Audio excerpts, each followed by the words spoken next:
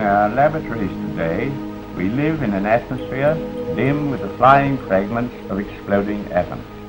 Through the hiss and static of recorded time, Kiwi physicist Sir Ernest Rutherford talks about a new field of discovery. We are witnessing today the rise of a new department of fundamental knowledge, nuclear chemistry. A discovery which ultimately led to this moment. Celebrations marking a milestone called First Spark. This is the most ambitious science project started from New Zealand since Rutherford set out to split the atom. It's the proof of concept for a nuclear fusion reactor being designed here in New Zealand.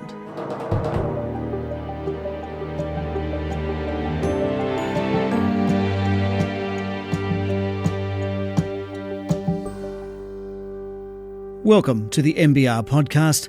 I'm your host, Simon Shepherd. Yes, it's a little hard to believe that in a Wellington suburb, the prototype of a nuclear fusion reactor is being built. The company doing it is called OpenStar. Its founder is a young Māori physicist, Dr. Ratu Mataira, and they are in a race to create clean, scalable energy. What is that holy grail of energy generation that OpenStar is chasing? So fusion is about abundant, clean energy. So I think about, a world where energy is not just clean, but we also have 100 times as much of it to do all the most important things that we can do. Angus Blair is from Outset Ventures. The venture capital firm was a lead investor in OpenStar. So a world where energy is abundant is a world where we can solve all the biggest challenges. And fusion's the way to do that at a really large scale and really, really clean. Angus Blair now sits on the board of OpenStar and was there for its major milestone. OpenStar has created and confined plasma for the first time. What does that mean? So fusion is about getting heavy isotopes of hydrogen. There are some other fuel mixes as well, but most of the time we're talking about hydrogen.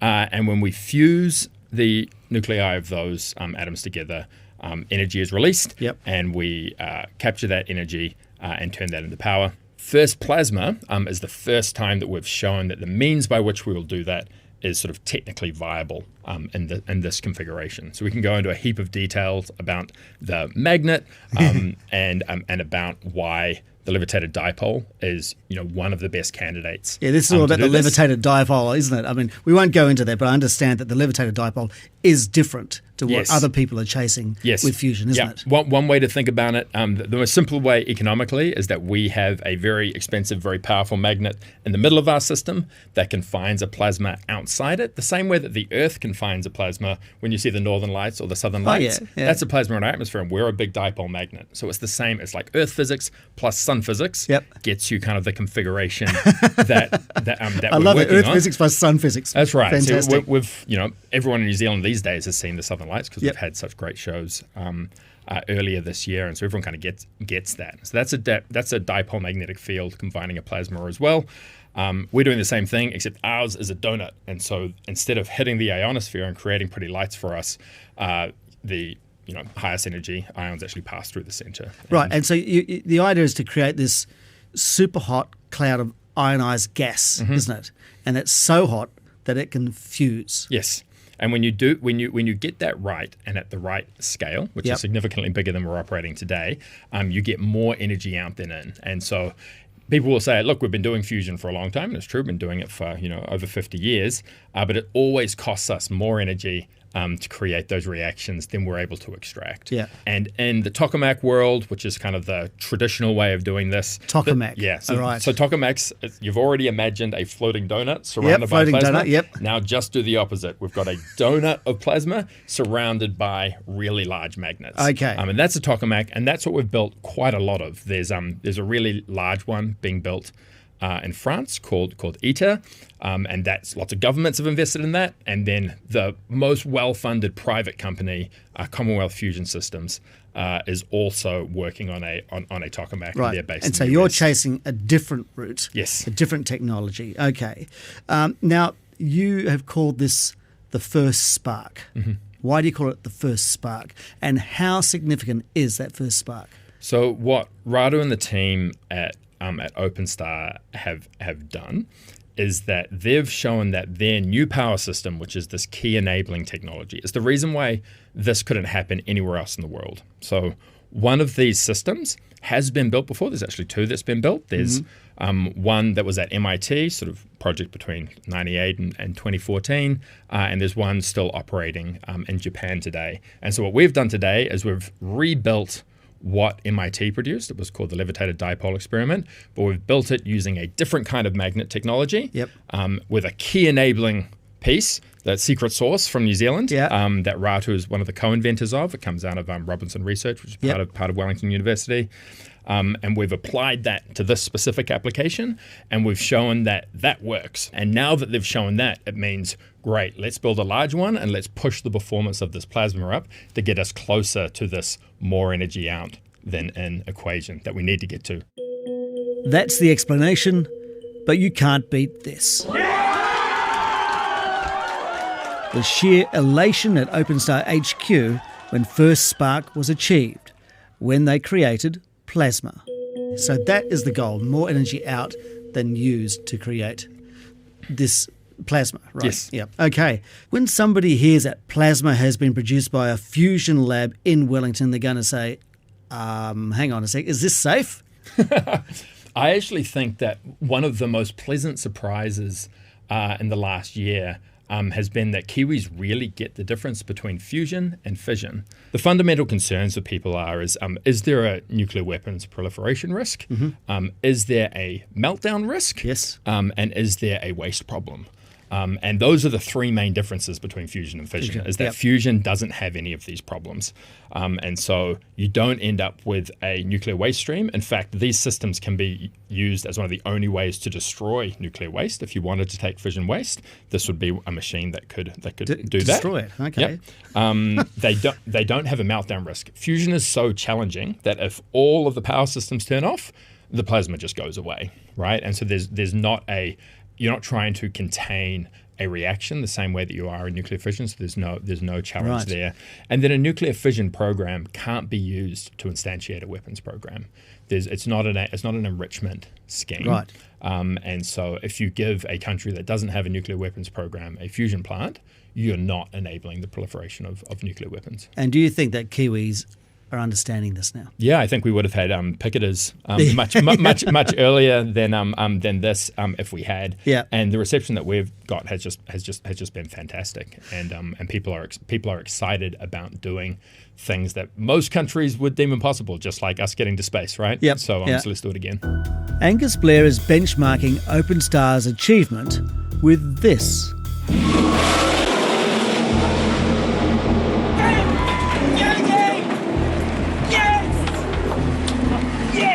That's a young Peter Beck from Rocket Lab celebrating getting to space for the very first time. 22 seconds, we're home free to space. So this is a similar achievement to we think. Yes. I think that's a similar achievement to RTO-1 getting to space in 2009 from the Auckland Islands. So that's Rocket Lab's RTO-1 from Auckland Islands getting to space for the first time. So Electron eventually gets us to low Earth orbit and builds this whole industry. Yep. We're not there yet, but we have done this really, really big breakthrough, not just in engineering, but in science as well. And I'd say in terms of scientific achievements in New Zealand, that this whole project, trying to win the fusion race, this is the most ambitious science project started from New Zealand since Rutherford set out to split the atom. So it's that level of ambition, and we're going to do as much of it here as we can.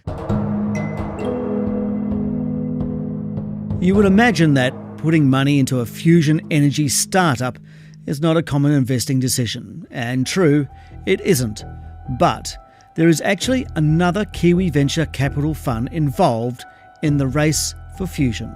It's a rare thing to have even New Zealand startups doing work in this space, and it would be a big disservice to not be able to back them. So I think from a New Zealand perspective, that's perhaps why you're seeing a few local investors back these sort of opportunities. Vignesh Kumar is from New Zealand-based venture capital fund GD1.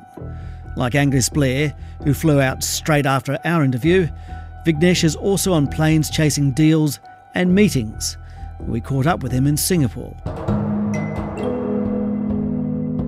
It's a very capital-intensive sector and industry, you're not wrong. But I think New Zealand Venture is also getting a little bit more comfortable underwriting audacious businesses going global from New Zealand as well. All right. Well, we'll talk about your offshore investment in just a sec. You decided not to invest in OpenStar. Can you tell me why not? A very pointed question, but I will say firstly, hats off to Ratu and the OpenStar team. I think it's an amazing thing to kind of have people spinning out with that sort of academic depth and breadth from a New Zealand institution. And we were blown away with what they were building. But I think for us, ultimately, the reason for not participating in a round or kind of engaging right now was more to do about how we felt about the commercial readiness or viability of the different modes of fusion. Okay. And so, that was mainly the core factor. But I think we're big fans and supporters of what OpenStar is doing. Okay, so let's talk about where you did invest, and it is in an American fusion startup called Type 1 Energy. That's right, isn't it? Right. Tell me, why did you choose that one, and why did you want to get involved with that one? Yeah, so I think, again, to connect the dots to OpenStar, who we love here in New Zealand, we met Ratu and the team here, and we were really blown away by what they were doing. And true to form as a venture capitalist, we love to go down rabbit holes. And so we decided, after having met with the team in New Zealand, to go, okay, good, let's take a step back. Let's understand the landscape a bit more. Because to your earlier question, a lot of money has flowed into the space. I mean, the fact that Sam Altman, OpenAI on one side, and then kind of doing a lot of crazy things with Helios on the other side, his own fusion and energy startups, a lot has flown in. So we wanted to kind of really sanity check. And so myself and kind of Aaron Small, our investment team lead, we traveled around the US. We went and met with a number of kind of leading plasma scientists, got to really deep dive and look at the differences in the modes and methods. And ultimately what we stumbled on was what we felt a kind of execution of fusion that was perhaps more commercially ready. For us, it became hey, this is a pragmatic aspect too, because it's not just about investing in hopes and dreams. It's about making sure I give my investors return on their invested dollars. I see you're in good company, though. Bill Gates is involved? Yes. So Breakthrough Energy Ventures is one of the lead investors in Type 1. Type 1 Energy is developing a different form of fusion. It's called a stellarator. While OpenStar talks about a plasma donut, this version is like a twisted loop. Far be it for this podcast to dive into the differences, but Vignesh Kumar from GD1 believes the stellarator is closer to commercialisation. Type 1 Energy is currently thinking about turning a decommissioned coal plant in Tennessee into a full-scale fusion generation plant. And it also likes the look of the Asia-Pacific region. Why are they doing that? What is the appeal of the Asia-Pacific region for this startup? They're looking to kind of convert perhaps hydro or anything else and connect those downstream aspects of generation to something like a fusion prototype power plant. And so that's why they were scoping out these parts of the world. And if you think about countries like Singapore, as an example, in the ASEAN region, Singapore is very keen on energy sovereignty. Australia and New Zealand more so from a perhaps a branding viability aspect too, because if you're engaging with the Antipodes, and the Antipodes is known for kind of being clean green in that regard, and kind of fostering innovations both on carbon sequestration and energy creation. Yeah, it's kind of a big tick also in other parts of the world. It's on brand, right? It's on brand. You say it's the most promising, but fusion has been promising the Holy Grail of clean energy for a long time. There's been a lot of money put into it. When do you think it might actually deliver? You're a commercial guy. You've got a 10-year time frame. Tell me that answer. Yeah, look, I think from our perspectives and why we really back Type 1, I'm really putting Type 1 to the pedestal here. So, their work with the Tennessee Valley Authority, kind of changing the decommissioned coal plant into a prototype fusion plant, it's got a kind of estimated time to completion around 2030.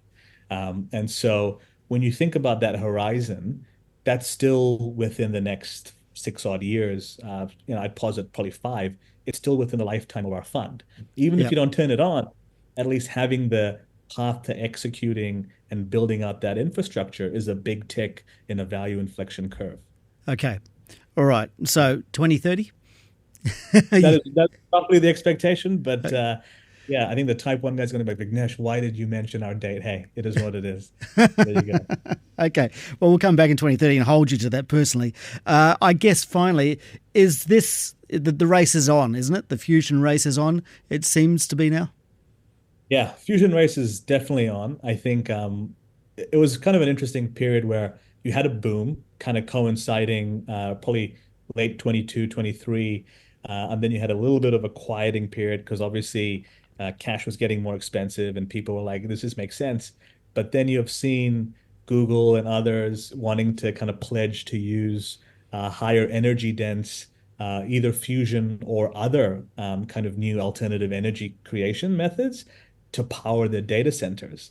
And so when they're kind of putting pledges to go, hey, we need this to kind of fuel our data centers, obviously AI demands on the data center side, you suddenly end up with a market pull going, hey, we knew it was always sexy, but here's suddenly all the big players going, there's a real commercial lever that they're signing letters of intent, MOUs, to harness these forms of energy.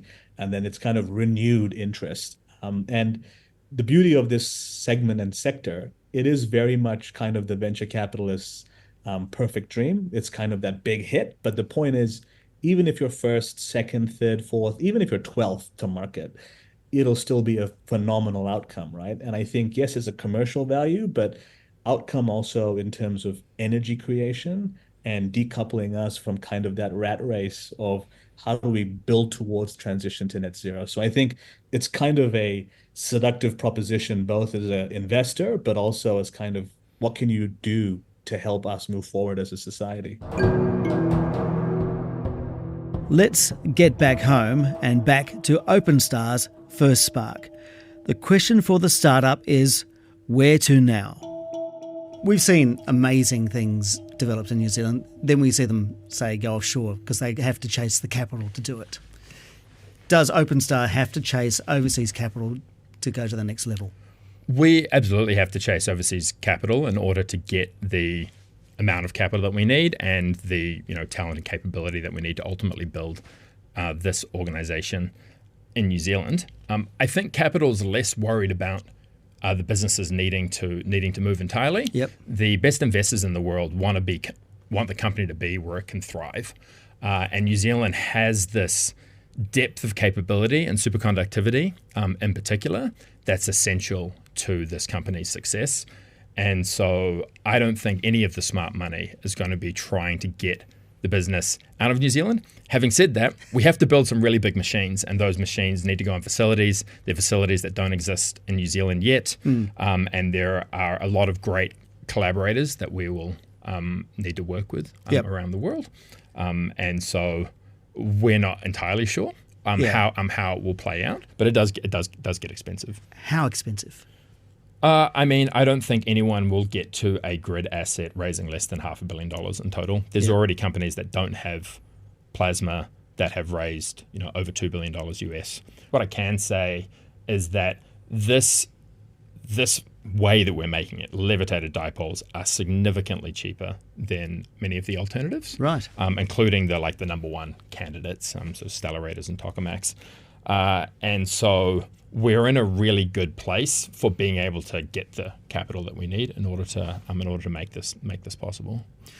Your investors, like Ngaitahu Holdings, Kiwi, Aspire, Blackbird.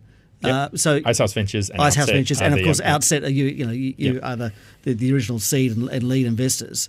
Obviously, very Kiwi centric. Mm-hmm. Do you have much overseas capital at the moment? There's a decent amount of overseas capital in Blackbird and Icehouse Ventures and Outset. Right. And so we've gone through the normal amounts of scrutiny that happen when you're working on and investing in a business that's strategically important. To New Zealand. What we have is really aligned, really patient capital. who understands the ambition and the timelines and the objectives here. And that was the most important thing in terms of the syndicate building, was finding true believers, because there were a lot of people who said, you're mad, this is like basic science, this is science philanthropy.